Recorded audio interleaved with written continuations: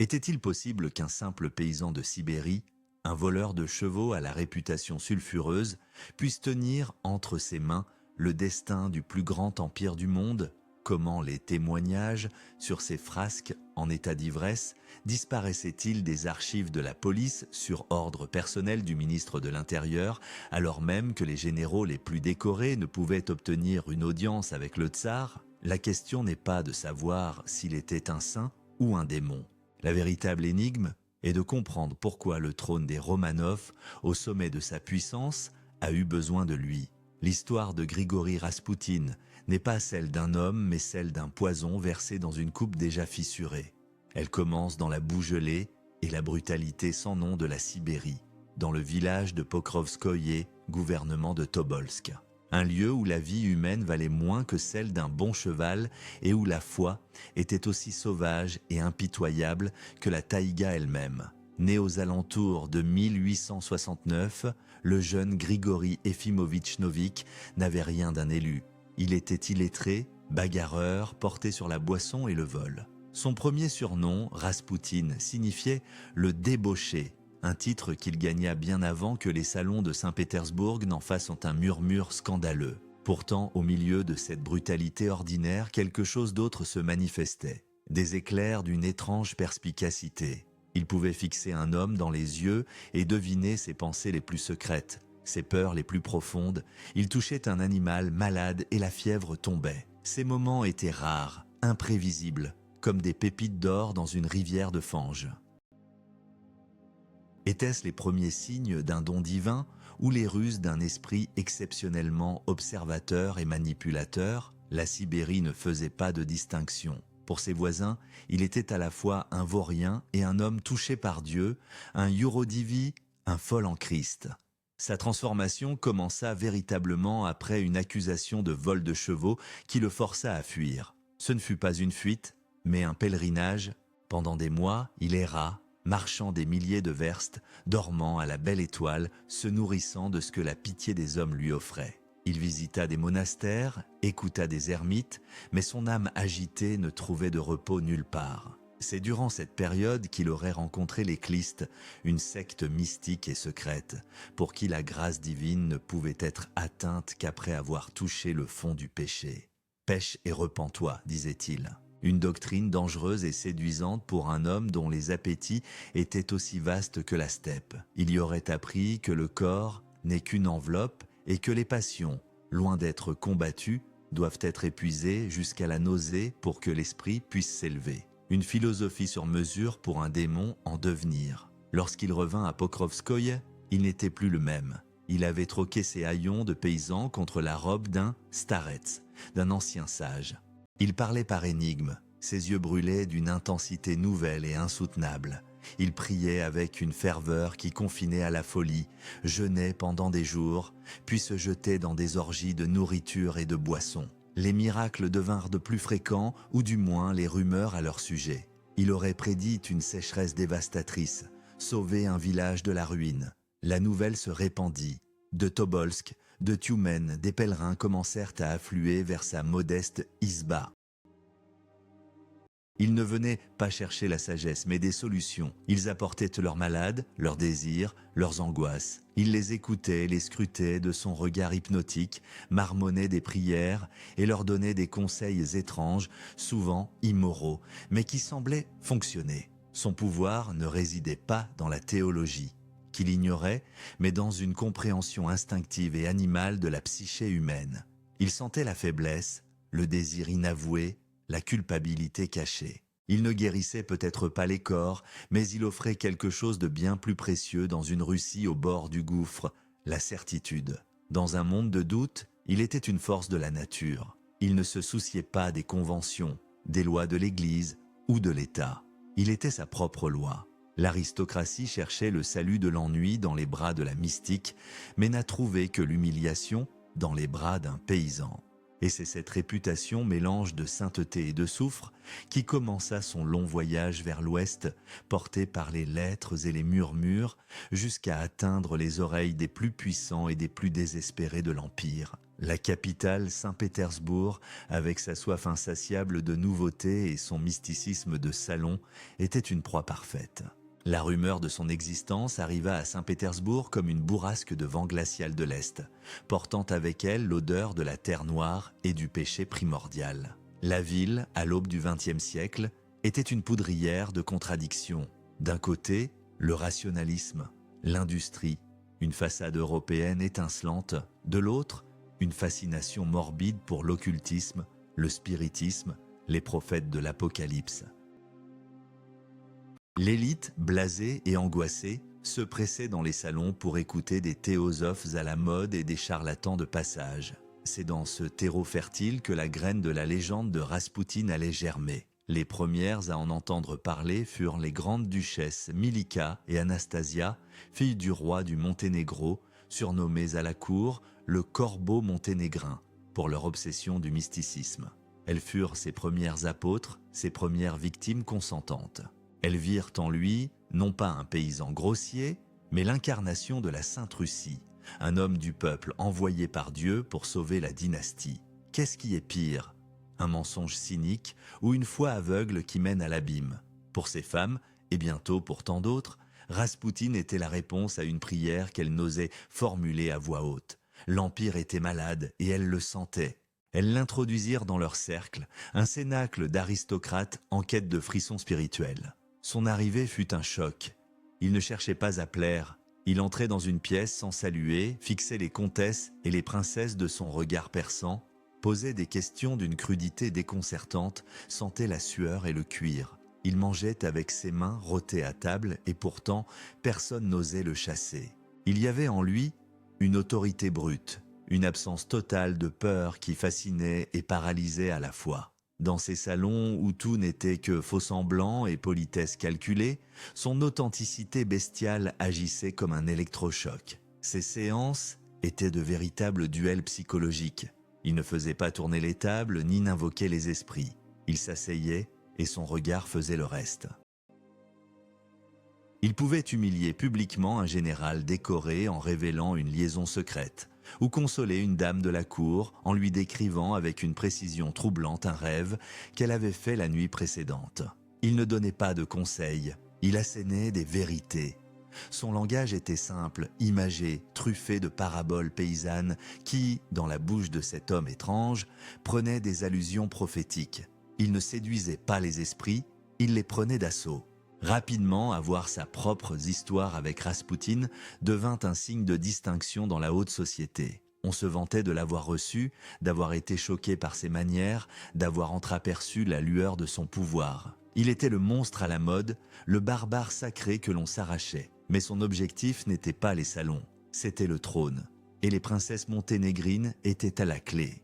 Elles parlèrent de lui à l'impératrice Alexandra Fyodorovna, une femme rongée par l'anxiété et une piété quasi hystérique. Elles lui décrivirent un homme de Dieu, un saint homme capable de miracles, le seul peut-être capable de comprendre sa douleur. L'impératrice, désespérée par la maladie incurable de son fils unique, l'héritier du trône, était prête à tout entendre. La première rencontre fut organisée dans le secret. Le 1er novembre 1905, Grigori Raspoutine, le paysan de Pokrovskoïe, franchit pour la première fois les portes du palais de Peterhof. Il se trouva face à l'empereur Nicolas II et à l'impératrice Alexandra. Il ne s'inclina pas. Il leur parla comme à des égaux, simplement, de Dieu, de la terre russe, de la souffrance. Et son regard se posa sur eux, un regard qui semblait lire au plus profond de leur âme leurs plus grands secrets, leur plus grande peur. La fragilité de la vie de leur fils, le tsarévitch Alexis. Alors, qui était-il à ce stade ? Un véritable mystique touché par la grâce ou un psychopathe talentueux sentant l'odeur du pouvoir ? Votre avis nous intéresse, écrivez votre choix dans les commentaires. Le mal qui rongeait le jeune tsarévitch Alexis était un secret d'État, une bombe à retardement au cœur de l'Empire, l'hémophilie. Une maladie terrible transmise par sa mère. L'impératrice Alexandra, petite fille de la reine Victoria d'Angleterre, le sang de l'héritier ne coagulait pas. La moindre ecchymose, la plus petite coupure pouvait se transformer en une hémorragie mortelle. Le garçon vivait dans une prison dorée, entouré de médecins impuissants qui ne pouvaient que regarder, Horrifiée, la vie s'échappait de son petit corps. Chaque crise était un drame qui paralysait la cour et plongeait ses parents dans un abîme de désespoir. C'est dans cette chambre de malade, où la science avait avoué sa défaite, que Raspoutine allait jouer sa partie la plus décisive. Il n'était plus question de divertir des aristocrates blasés, il s'agissait de la survie de la dynastie. Les crises d'Alexis étaient des scènes de pure horreur. Le garçon hurlait de douleur, ses articulations gonflaient jusqu'à devenir bleues, des hématomes internes le mettaient au supplice. Les médecins de la cour, menés par le professeur Botkin, un homme de science respectable mais dépassé, ne pouvait administrer que de la morphine, qui soulageait à peine la douleur sans rien arrêter. L'impératrice, folle d'angoisse, passait des jours et des nuits à son chevet, priant jusqu'à l'épuisement. C'est lors d'une de ces crises, plus violente que les autres, que l'on fit appel à Raspoutine. C'était un pari insensé, l'aveu d'une faillite totale de la raison. Il arriva au palais, traversa les couloirs où les courtisans chuchotaient et entra dans la chambre de l'enfant. Il ne demanda rien, n'examina pas le malade. Il s'approcha du lit, regarda l'enfant qui se tordait de douleur et posa sa main sur son front. Que se passa-t-il exactement? Les témoignages divergent, voilés par la panique et la foi. Raspoutine n'utilisa aucun remède, aucune incantation.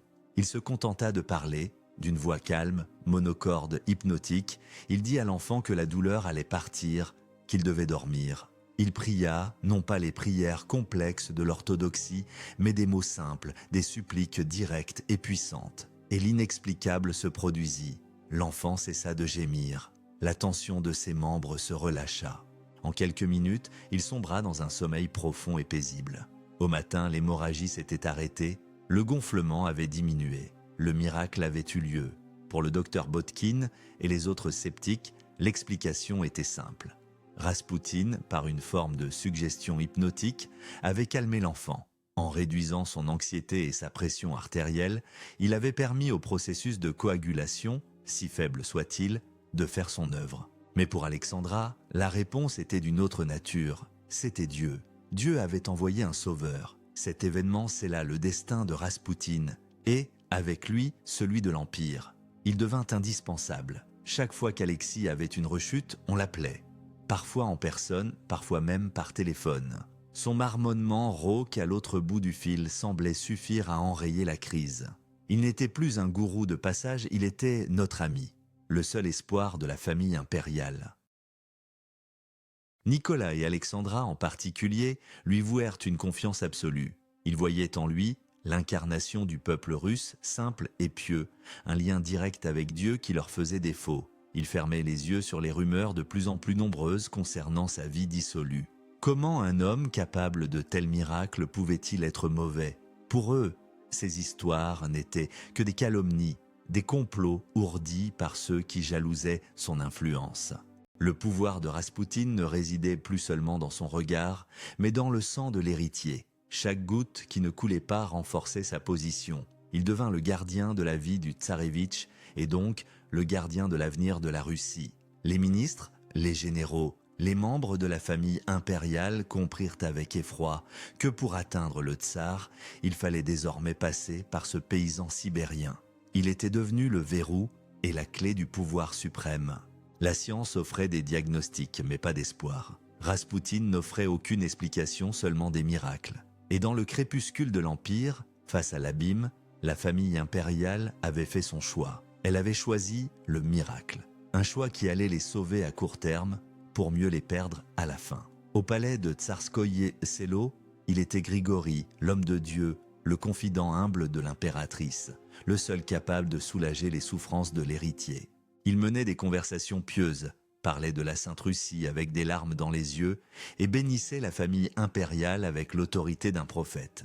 Mais dès qu'il quittait l'atmosphère feutrée du palais pour retrouver les lumières de Saint-Pétersbourg, le saint se métamorphosait en son contraire. La nuit, Raspoutine devenait le protagoniste des scandales les plus sordides, un libertin insatiable dont les frasques dépassaient l'imagination.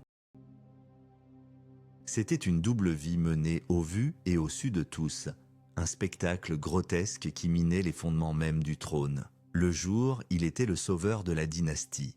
La nuit, il en était le fossoyeur. Son quartier général était le restaurant Iar ou le Villa Rode, des établissements où se mêlaient la pègre, les marchands enrichis et les aristocrates en mal de sensations fortes. C'est là que le starets donnait la pleine mesure de sa nature. Ivre-mort la plupart du temps, il se vantait de son pouvoir sur la vieille, comme il surnommait l'impératrice. Il exhibait des chemises de soie brodées par Alexandra elle-même, racontait des détails intimes de la vie de la famille impériale. Ses orgies sont devenues légendaires. Entouré de prostituées et d'admiratrices issues de la haute société, il buvait jusqu'à l'inconscience, chantait des chansons obscènes et se lançait dans des danses frénétiques, une bouteille de madère en équilibre sur la tête. Les scènes se terminaient souvent en bagarres violentes, où il fallait plusieurs hommes pour maîtriser sa force herculéenne. Les témoignages de ses appétits sexuels sont accablants. Il ne séduisait pas, il prenait. Pour lui, l'acte sexuel était une forme de purification mystique en accord avec la doctrine des Chlistes. En s'avilissant avec ses brebis, il les libérait de leurs péchés. Des dames de la meilleure société faisaient la queue devant son appartement pour obtenir une audience privée, espérant une guérison, un conseil ou simplement le frisson de s'approcher du pouvoir. Beaucoup en ressortaient étaient souillés et humiliés, mais étrangement subjugués, prises dans le filet de sa volonté magnétique. Il tenait un carnet où il notait les noms de ses conquêtes, un tableau de chasse qui mêlait actrices, épouses de ministres et jeunes filles de bonne famille. Il était le confesseur lubrique d'une élite en pleine décomposition morale. Seriez-vous capable de confier le destin de votre pays à un homme qui ne peut même pas contrôler ses propres passions? La question se posait avec de plus en plus d'acuité. La police secrète, l'Okhrana, le suivait en permanence. Ses agents remplissaient des pages et des pages de rapports détaillant ses moindres faits et gestes, ses beuveries, ses liaisons, ses propos séditieux. Ces dossiers, couverts de la mention strictement confidentielle, arrivaient sur le bureau du ministre de l'Intérieur puis sur celui du tsar lui-même. Nicolas II les lisait, fronçait les sourcils et les classait sans suite. Il ne pouvait ou ne voulait pas croire que l'homme qui sauvait son fils était ce monstre. Pour lui, Grigori était un simple paysan russe, parfois excessif mais au fond pur. C'était un aveuglement tragique, une incapacité à voir que le sauveur et le monstre étaient une seule et même personne. Cette impunité le rendait de plus en plus audacieux, de plus en plus méprisant. Un soir, dans un célèbre restaurant de Moscou, complètement ivre, il aurait baissé son pantalon devant les convives horrifiés en criant « Voilà comment je gouverne l'impératrice et la Russie ». L'incident fut étouffé, mais la rumeur se propagea comme un feu de forêt. L'image du moujik pieux s'effaçait pour laisser place à celle d'un satyre tout-puissant, d'un démon sexuel qui tenait la famille impériale sous son emprise. Le fossé entre le peuple et le trône se creusait à chaque nouvelle orgie, à chaque nouveau scandale. Raspoutine n'était plus seulement un problème moral, il devenait un problème politique de la plus haute importance. Sa débauche n'était pas une simple faiblesse personnelle, elle était le symptôme visible de la pourriture qui rongeait l'empire de l'intérieur. Le pouvoir absolu corrompt absolument, dit-on. Mais qu'en est-il de Raspoutine ? Était-ce la soif de péché qui nourrissait son pouvoir ou le pouvoir qui déchaînait ses démons? Faites votre choix et partagez-le dans les commentaires. Le murmure de désapprobation se transforma bientôt en un grondement de haine.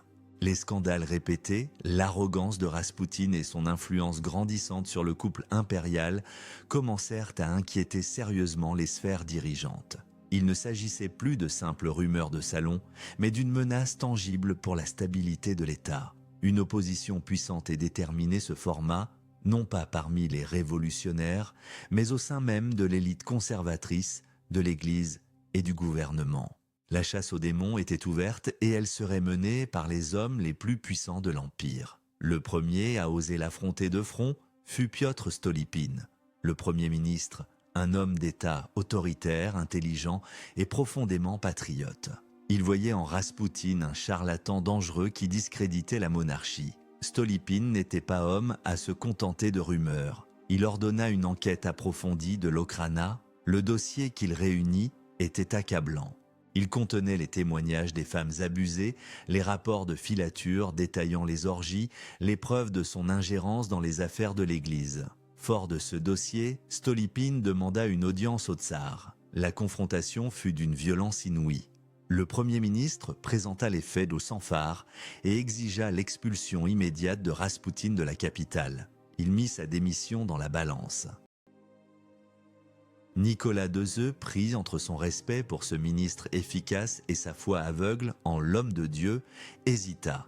Il finit par céder, mais la victoire de Stolypine fut de courte durée. Sur l'insistance d'une impératrice en larmes, Raspoutine fut rappelé quelques mois plus tard. Stolypine comprit alors que la maladie était plus profonde qu'il ne le pensait. Il avait perdu la bataille.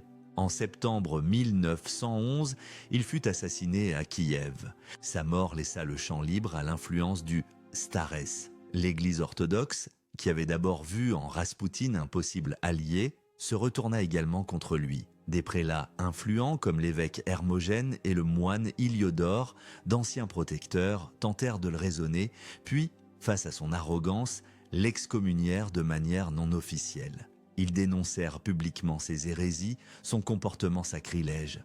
La réponse de Raspoutine fut terrible. Usant de son influence sur l'impératrice, il obtint leur exil et leur disgrâce. Il avait démontré qu'il était plus puissant que les princes de l'Église. L'institution, qui aurait dû être le rempart moral de la nation, se retrouva humiliée et divisée. Dans la Douma d'État, le Parlement russe, les discours enflammés se succédaient. Des députés de droite comme de gauche dénonçaient l'influence néfaste de la camarilla obscure qui entourait le trône. Le nom de Raspoutine était sur toutes les lèvres, synonyme de corruption et de décadence. La haine finit par s'incarner dans un acte de violence. En juin 1914, alors qu'il était de retour dans son village natal de Pokrovskoye, il fut attaqué. L'agresseur était une femme, Kionia Gousseva, une ancienne adepte déçue, probablement manipulée par le moine Iliodore. Ancienne prostituée au visage défiguré par la syphilis, elle voyait en lui l'antéchrist. Elle s'approcha de lui dans la rue et lui plongea un poignard dans l'abdomen. La blessure était terrible. Ses entrailles sortaient de la plaie. N'importe quel autre homme en serait mort. Mais Raspoutine, faisant preuve d'une vitalité surhumaine, parvint à maîtriser son assaillante avant de s'effondrer. Il fut transporté d'urgence à l'hôpital de Tioumen, où les médecins ne lui donnaient aucune chance. Contre toute attente, il survécut. Sa convalescence fut longue et douloureuse, mais il se rétablit. Pour ses partisans, et surtout pour la famille impériale, cette survie miraculeuse était la preuve ultime de sa sainteté. Dieu l'avait protégé. Pour ses ennemis, ce n'était qu'un échec rageant. Mais cet attentat marqua un tournant. La guerre contre Raspoutine n'était plus seulement politique ou verbale. Le sang avait coulé. Il était désormais clair que ses adversaires ne reculeraient devant rien pour l'éliminer. Et lui, de son côté, revenu d'entre les morts, se sentit plus intouchable que jamais. La tentative d'assassinat, loin de l'affaiblir, avait renforcé son aura mystique et son emprise sur le pouvoir. L'Empire entrait alors dans la Première Guerre mondiale et le Starets, depuis son lit d'hôpital, allait jouer son rôle le plus funeste. Lorsque les canons d'août 1914 plongèrent l'Europe dans la Première Guerre mondiale, Raspoutine était encore en convalescence. Il envoya un télégramme désespéré au tsar le suppliant de ne pas entrer dans le conflit. « Une terrible tempête s'abattra sur la Russie, prophétisa-t-il. Le trône sera noyé dans le sang. » Son avertissement fut ignoré. La vague de patriotisme qui submergea le pays sembla un temps balayer les intrigues de cour. Mais l'illusion fut de courte durée. Les premières défaites, le nombre effroyable de victimes et l'incompétence du haut commandement ramenèrent rapidement le doute et la méfiance. Et lorsque Nicolas II, dans une décision catastrophique, décida de prendre personnellement le commandement des armées en 1915, il laissa la capitale et le gouvernement entre les mains de l'impératrice Alexandra, et donc entre les mains de Raspoutine. Ce fut le début de la fin. Alexandra, isolée, impopulaire en raison de ses origines allemandes et entièrement sous l'emprise de son conseiller spirituel, se mit à gouverner le pays. Et Raspoutine devint le véritable maître de la Russie. Son appartement de la rue Gorokovaya se transforma en l'antichambre du pouvoir. Des ministres, des généraux, des financiers venaient y solliciter des faveurs, des nominations, des contrats. Les décisions les plus importantes pour le destin d'un empire en guerre étaient prises dans une atmosphère de mysticisme frelaté et de corruption éhontée. La période qui s'ensuivit fut surnommée la valse des ministres. En l'espace de 16 mois, la Russie eut 4 premiers ministres, 5 ministres de l'Intérieur, 3 ministres de la guerre. Les nominations se faisaient sur un coup de tête de Raspoutine, en fonction de la flatterie ou des pots de vin reçus. Un homme compétent était renvoyé parce qu'il déplaisait aux starets, un incompétent notoire était promu parce qu'il avait su lui plaire. Son ingérence dans les affaires militaires fut encore plus désastreuse. Depuis Tsarskoye Selo, il dictait ses visions stratégiques à l'impératrice, qui les retransmettait par télégramme au tsar sur le front. Il ordonnait des offensives en se basant sur ses rêves, déplaçait des troupes selon ses intuitions. Au grand quartier général, les généraux lisaient ces dépêches avec une horreur glacée. Ils se voyaient contraints d'obéir à des ordres absurdes, dictés par un paysan illettré à des centaines de kilomètres du front. Chaque mot de Raspoutine coûtait des milliers de vies. L'armée, déjà mal équipée et mal commandée, perdit confiance en ses chefs et en le pouvoir impérial. Le moral s'effondra. Comment mourir pour un tsar qui prenait ses ordres d'un débauché? Les rumeurs d'espionnage au profit de l'Allemagne commencèrent à enfler. On accusa Raspoutine et l'Allemand, l'impératrice, de trahir la Russie. C'était probablement faux, mais dans le climat de paranoïa et de défaite, ces accusations étaient incrédibles. Le nom de Raspoutine devint un cri de ralliement pour tous les mécontents. Il incarnait tout ce qui n'allait pas, l'incompétence du gouvernement, la corruption de l'élite, la déconnexion totale du souverain avec la réalité. Il était la preuve vivante que le système autocratique était devenu fou, qu'il était dirigé par des forces obscures et irrationnelles. Le pays s'enfonçait dans le chaos, les usines se mettaient en grève, les réserves de nourriture s'épuisaient dans les villes. Et pendant ce temps, à la cour, on écoutait les prophéties d'un moujik sibérien. La guerre n'avait pas lieu seulement dans les tranchées. Une autre guerre, plus insidieuse, se déroulait dans les couloirs du pouvoir, une guerre d'influence qui sapait les fondations de l'Empire. Raspoutine n'était pas un espion allemand, il était bien pire. Il était le virus qui attaquait le système immunitaire de l'État, le paralysant de l'intérieur, le rendant incapable de se défendre contre les menaces externes et internes. Il n'a pas créé la crise, mais il l'a accélérée de manière exponentielle. Chaque nomination absurde, chaque conseil militaire insensé était un clou de plus dans le cercueil de la Russie impériale. Le fantôme de sa prophétie initiale planait sur le pays. La tempête qu'il avait annoncée était en train de se lever et elle allait tout emporter. De favori de la cour, Raspoutine devint en quelques mois l'ennemi public numéro 1, le symbole absolu de la pourriture du régime tsariste. Sa figure, déformée, magnifié, diabolisé, quitta les cercles du pouvoir pour envahir l'imaginaire collectif de toute la nation. Une guerre de l'information d'une violence inouïe se déchaîna contre lui, devenant le prologue direct de la révolution. Il n'était plus un homme, mais une icône de la dépravation, un paratonnerre sur lequel s'abattait toute la foudre de la colère populaire. Son nom était sur toutes les lèvres, prononcé avec mépris, haine ou une fascination morbide. Il était devenu plus célèbre et plus détesté que le tsar lui-même. La propagande anti-raspoutinienne prit des formes multiples et virulentes. Des milliers de caricatures et de cartes postales clandestines inondèrent le pays. Elles le représentaient en marionnettiste diabolique faisant danser le tsar et la tsarine, ou en satire aux attributs sexuels monstrueux, abusant d'une Russie dépeinte en femme sans défense. Les images les plus célèbres le montraient en position sexuelle avec l'impératrice, parfois sous le regard complice ou impuissant de Nicolas II.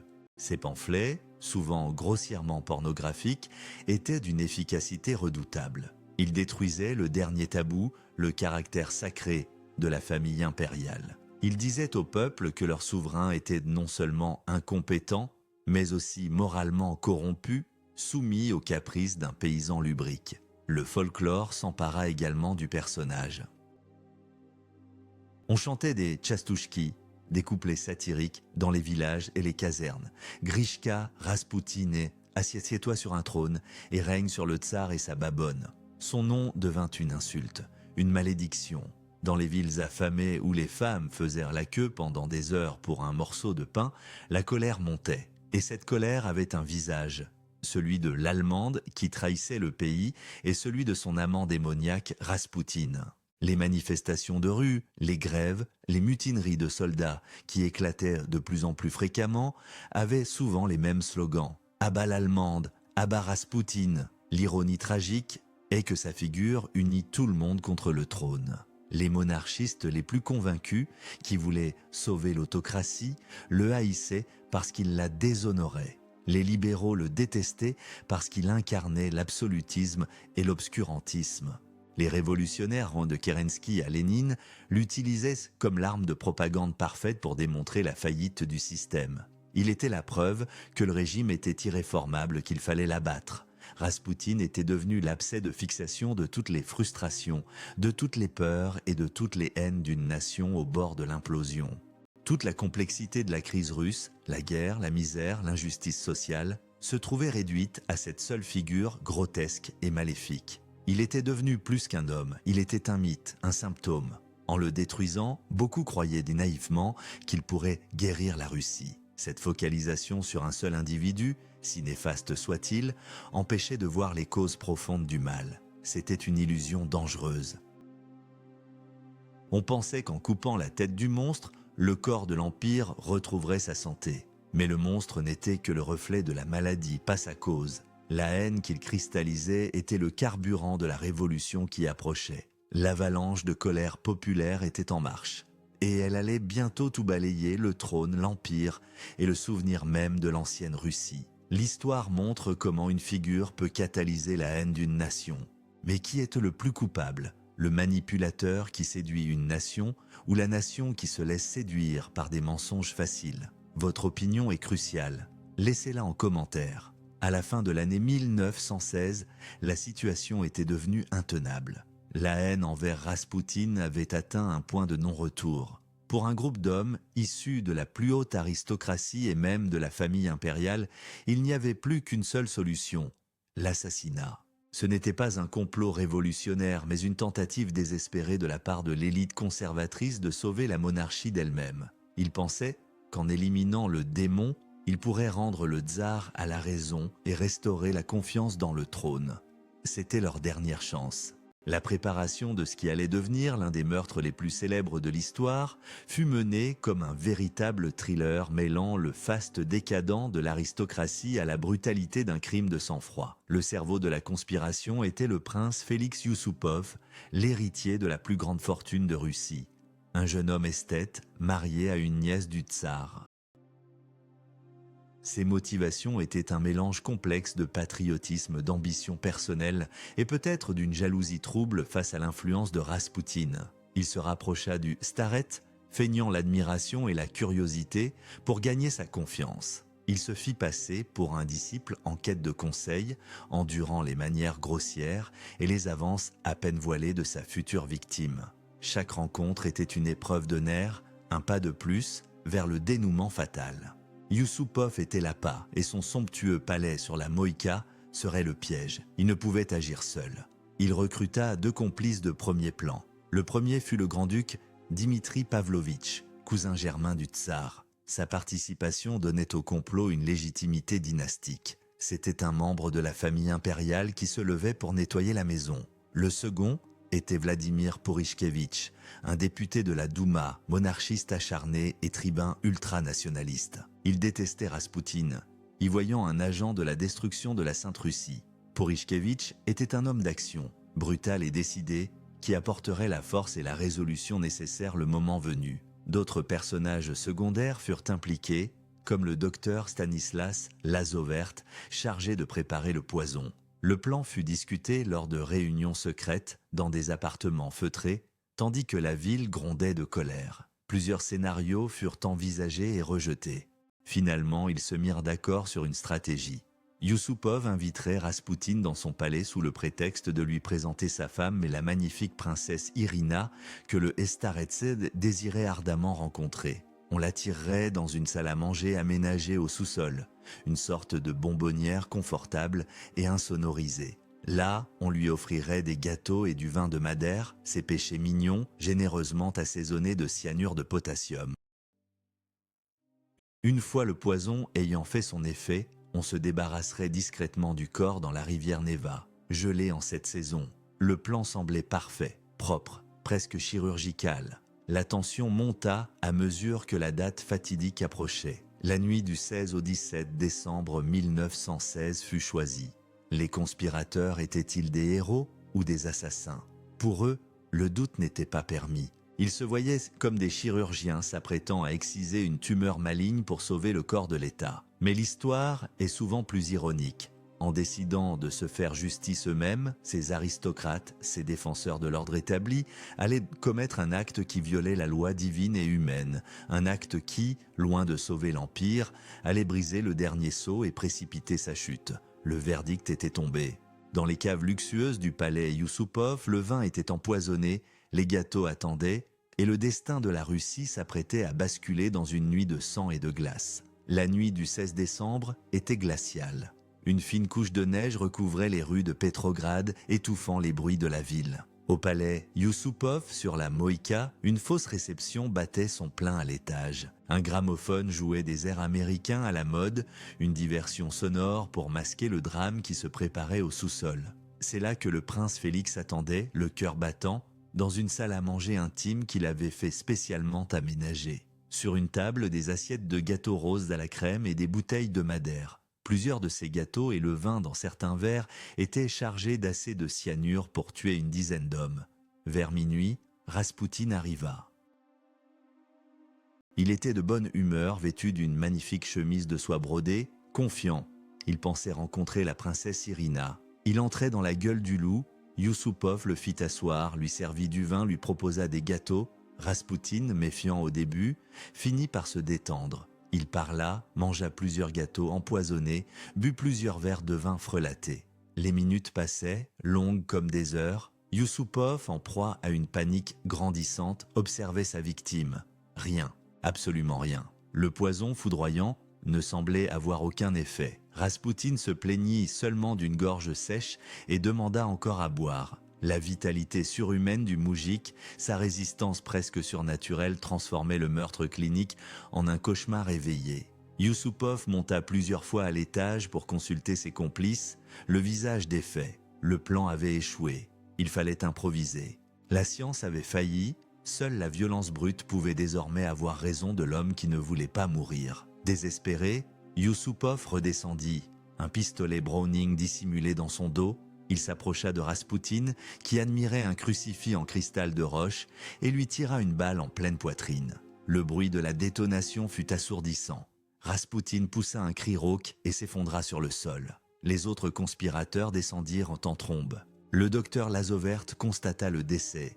Le cauchemar semblait terminé.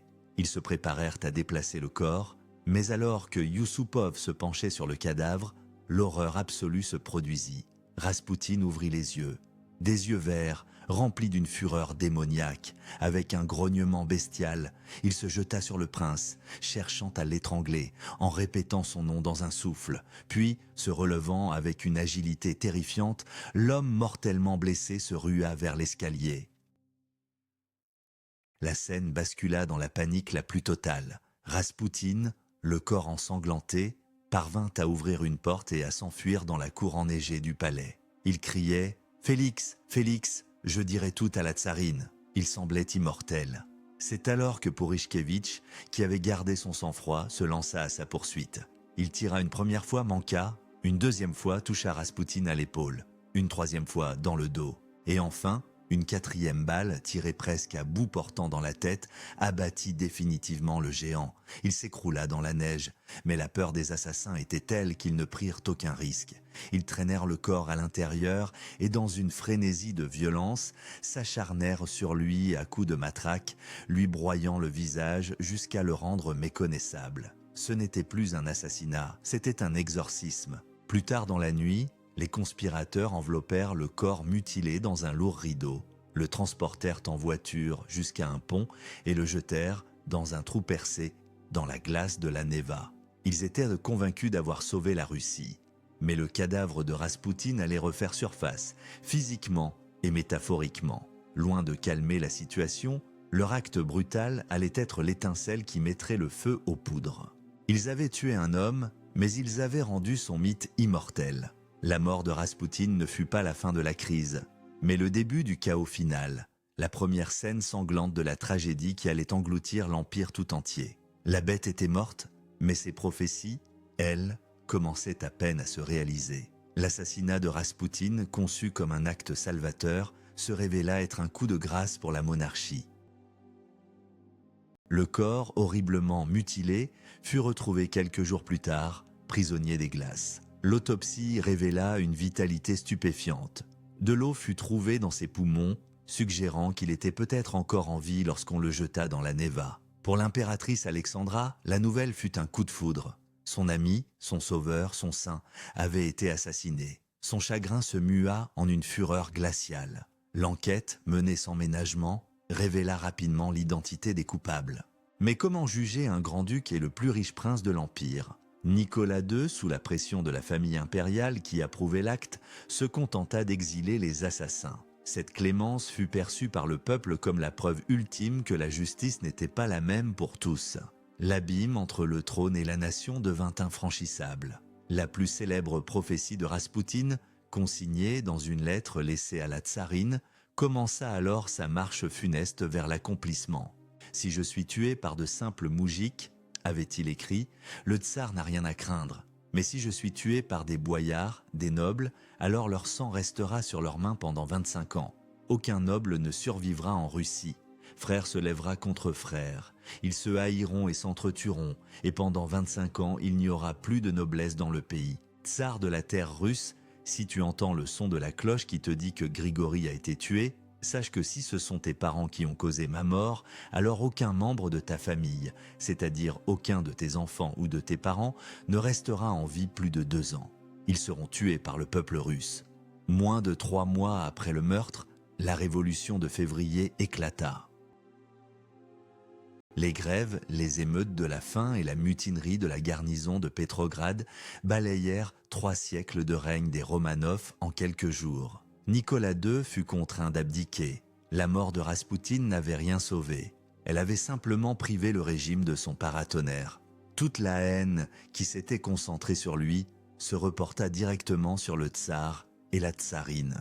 18 mois plus tard, dans la cave d'une maison à Ekaterinbourg, la prophétie s'accomplit dans son intégralité. Nicolas, Alexandra et leurs 5 enfants furent sauvagement exécutés par un peloton bolchevique. Le sang des Romanov coula et avec eux s'éteignit l'Empire. Le destin des assassins de Raspoutine fut varié. Yusupov et Dimitri Pavlovitch, grâce à leur exil, échappèrent à la révolution et moururent à l'étranger.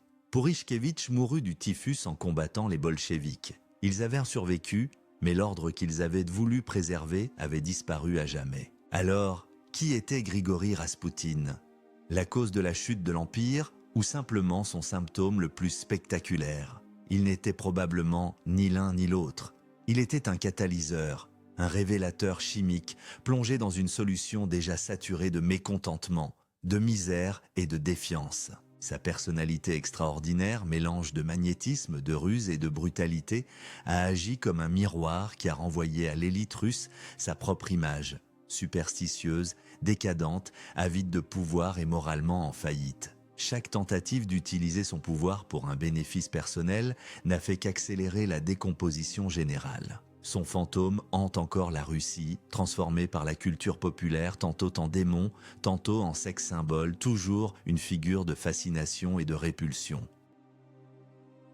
L'histoire de Raspoutine est un avertissement intemporel. Lorsque la raison et la justice quittent le pouvoir, la porte est de grande ouverte pour les monstres, qu'ils viennent de la taïga sibérienne ou des profondeurs de l'âme humaine. Les assassins de Raspoutine croyaient sauver l'Empire en détruisant ce qu'ils percevaient comme le mal incarné. Mais leur acte, loin de restaurer l'ordre, n'a fait que briser le dernier sceau, déchaînant le chaos de la Révolution.